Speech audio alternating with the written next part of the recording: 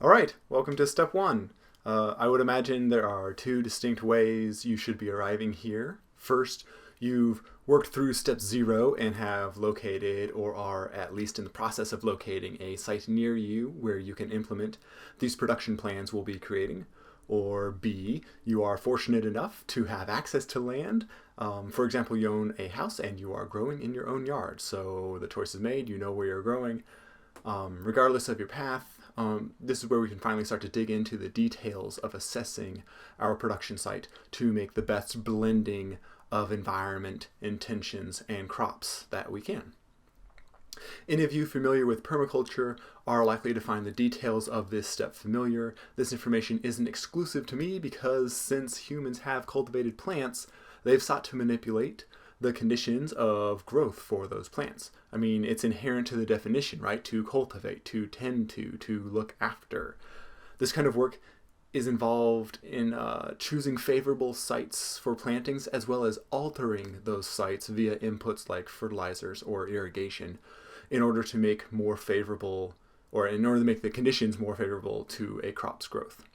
That's what we're going to begin to do with this step. We're going to first assess the features of the site and then see how we can work with them as much as possible. By first assessing and recording the conditions and microclimates of a site, we can identify which areas are most likely to be favorable to what kind of crops. This also assists in determining which kind of areas require the least amount of labor and infrastructure investment to alter their conditions while still increasing crop productivity. Because here's the big secret here, right? We're not trying to clear a forest or level a plain. We're not working with large and cumbersome machines. I'm going to hazard an assumption here in that if you're watching these videos, you will need help starting to grow crops, and you're going to be starting small. Or if you're smart, you will.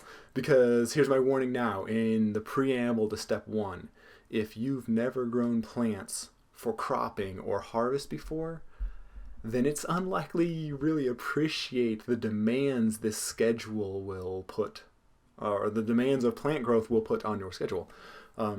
Start small because you can always add more growing area later. It's better to do a small amount right than a large amount wrong.